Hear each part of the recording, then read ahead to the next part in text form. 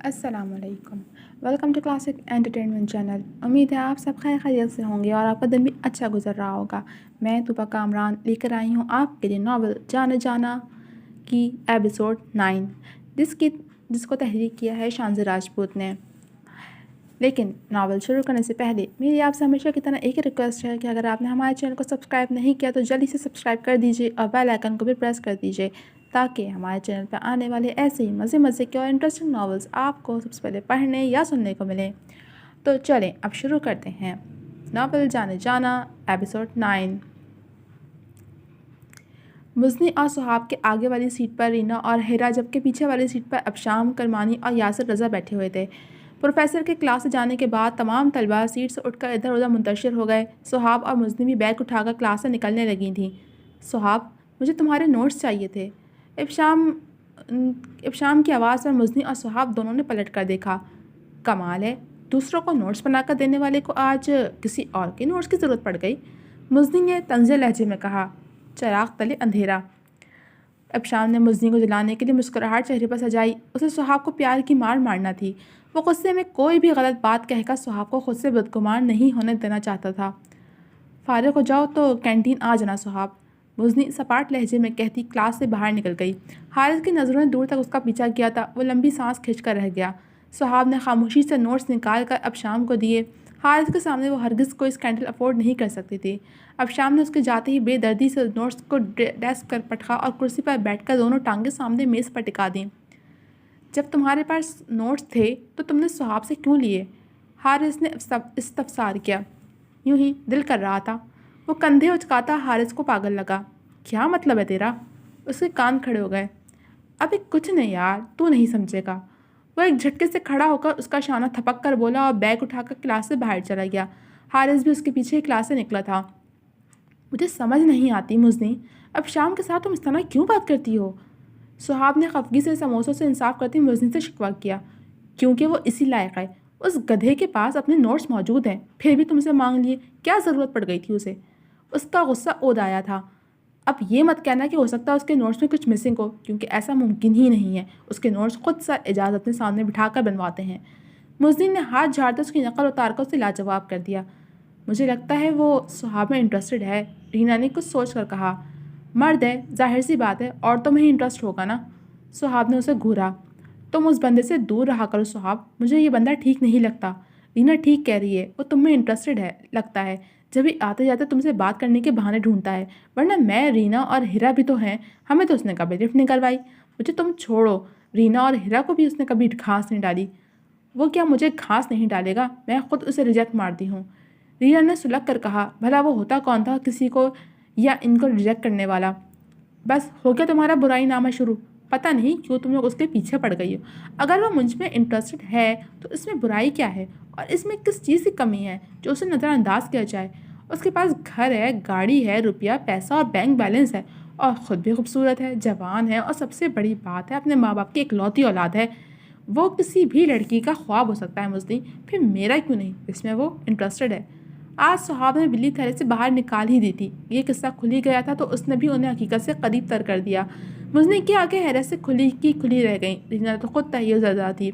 हिरा ने अचंभे से सुहाब को वहाँ से जाता देखा।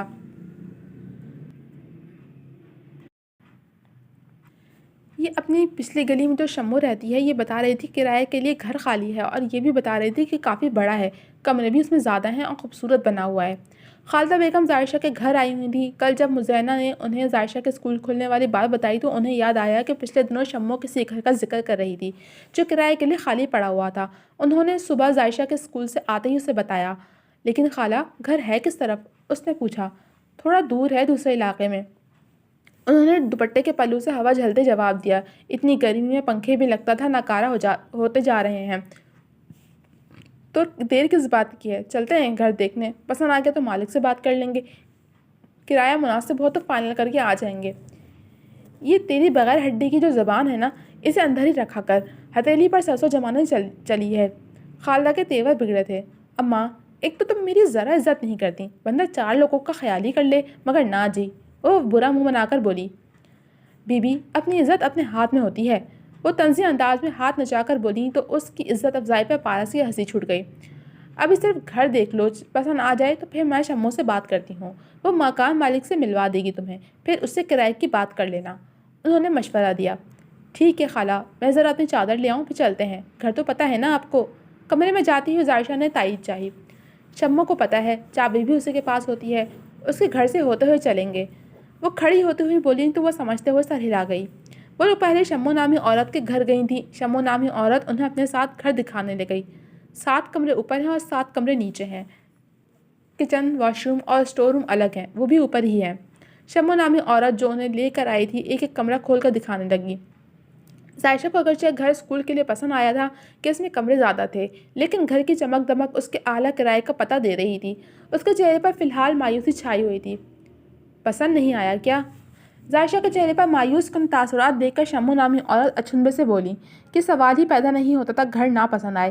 نہیں، ایسی کوئی بات نہیں، گھر بہت اچھا ہے، مگر اس کا کرایہ بھی تو اتنا ہی اچھا ہوگا نا۔ وہ آسودگی سے مسکرا کر بولی۔ اس کی تو تم فکر ہی نہ کرو، جس کا یہ مکان ہے نا، وہ بڑی نرم دل اور خوش اخلاق بندی ہے۔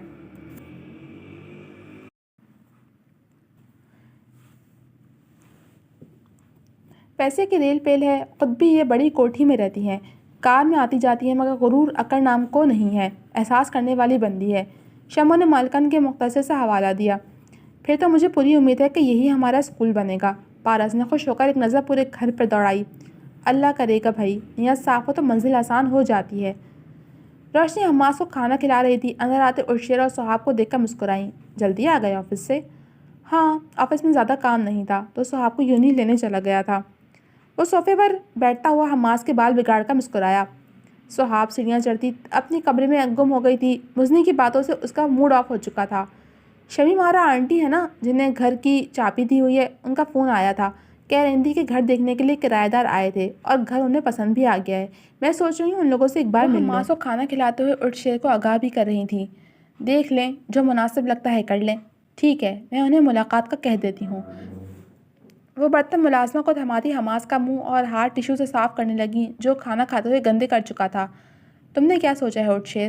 وہ اوپر کمرے میں جانے کے لیے مڑا تھا کہ روشنی کی آواز پر پلٹا۔ کس بارے میں بھابھی؟ وہ جان کر انجان بنتا حماس کو پیار کرنے لگا۔ شادی کے بارے میں۔ روشنی نے خفگی سے اسے دیکھا۔ کچھ وقت دے دیں بس۔ اٹھ شیر کی آنکھوں میں ظاہرہ کا عکس جگنو بن کر اترا تھا، جبکہ لبوں پر بکھرا تبسم خود روشنی سے بھی چھپ نہ سکا۔ میں خود آپ کو بتا دوں گا، اور ہاں ایک بات اور۔ وہ جاتے جاتے پھر پلٹا۔ اب میرے لیے پریشان ہونا چھوڑ دیں۔ اس کی مسکراہٹ روشنی کو اندر تک پرسکون کر گئی تھی۔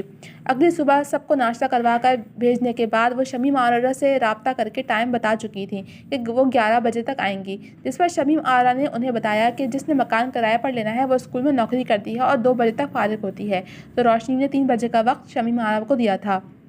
اسکول سے آ کر وہ کھانا کھا کر نماز پڑھ کے فارغ ہوئی تھی جب تک 2:30 بج گئے تھے۔ جاتے جاتے ٹائم پورا ہو ہی جانا تھا، سو وہ تیار ہو کر اکیلی ہی کل والے پتے پر پہنچی تھی۔ اکیلا آنے کا صرف ایک ہی مقصد تھا، وہ مضبوط ہونا چاہتی تھی کہ اس نے جس راہ پر قدم اٹھا لیا تھا اس پر اسے اکیلے ہی چلنا تھا، کوئی مرد اس کا ساتھ دینے والا نہیں تھا کہ کہیں وہ ڈگمگاتی تو اسے سہارا مل جاتا۔ وہ اپنی منزل کی طرف جانے والی اس راہ کی اکیلی مسافر تھی اور اسے ثابت قدم رہنے کے لیے اتنا مضبوط ہونا تھا کہ راہ میں اگر کوئی مشکل آ جائے یا کسی مقام پر پریشانیوں کی ہوا چل جائے تو وہ ڈگمگا نہ جائے۔ آج گھر سے وہ اکیلی صرف خود میں اعتماد پیدا کرنے کے لیے نکلی تھی۔ مکان کے دروازے پر تالا نہیں تھا، مطلب مکان مالکن آ چکی تھیں۔ اس نے گیٹ بجایا تو کچھ دیر کے بعد دروازہ کھول دیا گیا تھا۔ وہ اندر آئی تو ایک طرف اسے جدید تراش خراش والے لباس میں ملبوس ایک لڑکی کھڑی دکھائی دی۔ السلام علیکم۔ قریب آ کر ظاہرہ نے اس کے سلام کا جواب دیا۔ وعلیکم السلام، آپ ہی روشنی ہیں؟ کیونکہ وہ جان گئی تھی مگر پھر بھی تائید چاہی۔ جی، میں ہی روشنی ہوں۔ وہ مسکرائیں۔ ظاہرہ بری طرح ٹھٹک گئی۔ کیا نام ہے تمہارا؟ ان کی آواز پر وہ چونک گئی۔ میرا نام ظاہرہ ہے۔ بہت ہی پیارا نام ہے۔ روشنی اس کے ساتھ چلتی ہوئی اوپر آ گئیں۔ یہ اتنا بڑا گھر کرایہ پر کیوں لینا چاہ رہی ہو؟ بادل صاحبہ نے لمبی سانس کھینچی۔ یہ بات تو اس نے شمو آنٹی کو بتائی ہی نہیں تھی کہ وہ کس مقصد کے لیے گھر کرایہ پر لے رہی ہے، تبھی روشنی بھی لا علم تھی۔ میں اسکول کھولنا چاہتی ہوں، جو میں نے سیکھا ہے وہ دوسروں کو سکھانا چاہتی ہوں، بس اتنی سی خواہش ہے کہ کوئی تعلیم و تدریس سے محروم نہ رہ جائے۔ ظاہرہ کا ٹھہرا ہوا لہجہ، سنجیدہ انداز مگر مزاج میں نرمی انہیں بے حد بھری لگی تھی۔ یہ تو بہت اچھی بات ہے۔ وہ لوگ ایک ساتھ واک کرتے ہوئے عمارت کے آخری حصے میں آ گئے تھے۔ یہ گھر میرے شوہر نے شادی سے پہلے مجھے تحفے میں دینے کے لیے بنوایا تھا۔ یہ تحفہ مجھے بھی بے حد عزیز ہے۔ میں اکثر یہاں آتی رہتی ہوں جب بھی مجھے ان کی یاد آتی ہے۔ وہ قدرے افسردہ ہوئیں، نظریں کھڑکی سے باہر مرکوز تھیں۔ عائشہ سمجھ گئی کہ ان کے شوہر حیات نہیں، اور کیوں نہ سمجھتی کہ یہ کیفیت تو اس کی بھی اکثر رہتی تھی۔ جانے والوں کو بھلا بھلایا جا سکتا تھا۔ مجھے شمیم آرا نے ساری باتوں سے آگاہ کر دیا ہے۔ روشنی سنبھل کر عائشہ کی طرف متوجہ ہوئیں۔ انہوں نے ڈھکے چھپے لفظوں میں اسے جو مان بخشا تھا یہ وہی جانتی تھیں۔ خالی گھر محض یادوں کا مسکن تھا۔ اب یہاں درس و تدریس کا جو عمل شروع ہوگا تو اس سے ان کی روح کو بھی ثواب ملے گا۔ روشنی مسکرائیں۔ مجھے گھر کا کرایہ بتا دیں، اگر میں دینے کے قابل ہوں تو ضرور مستقبل قریب میں یہ گھر اسکول کی شکل اختیار کر جائے گا۔ نرم لہجے میں عائشہ نے اصل موضوع کی طرف توجہ دلائی۔ تمہارا جو مقصد ہے اس کے لیے میں تم سے اس گھر کا کرایہ وصول نہیں کروں گی۔ مجھ پہ کرایہ کا 1 روپیہ بھی حرام ہوگا۔ میں یہاں آئی تو کرایے کی بات کرنے کے لیے تھی، مگر اب یہ گھر بچوں کے لیے تدریس کے لیے وقف کرتی ہوں۔ روشنی نے خوش دلی سے کہہ کر اپنی بات مکمل کی۔ یہ کیا کہہ رہی ہیں آپ؟ میں ایسے کیسے بغیر کرایے کے گھر اپنے زیر استعمال لے سکتی ہوں؟ اس نے الجھ کر سوال کیا۔ جانتی ہوں تم بہت خوددار ہو۔ مجھے شمیم آرا نے بتایا ہے تمہارے بارے میں۔ یہ گھر میں نے اللہ کی راہ میں دے دیا ہے۔ یہ اب سے میری ملکیت میں نہیں ہے تو کس بات کا کرایہ لوں؟ تم اسے نئے مقصد کے لیے استعمال کرو گی تو مجھے بےحد خوشی ہوگی، اور پھر میرے شوہر کی روح کو بھی ثواب ملے گا۔ روشنی نے عائشہ کا ہاتھ تھام کر اسے اپنا موقف سمجھایا۔ نہ معلوم کیوں اسے عائشہ اپنی سی لگی۔ اس کا دل سجدہ شکر بجا لایا تھا۔ وہ گھر آنے تک پل پل حیران ہوتی رہی تھی کہ کوئی اتنا اچھا بھی کیسے ہو سکتا ہے۔ اس نے گھر آ کر سب کو روشنی کے بارے میں بتایا تھا۔ پارس خوشی سے جھوم اٹھی تھی۔ مزینہ نے تو باقاعدہ نوافل ادا کیے تھے۔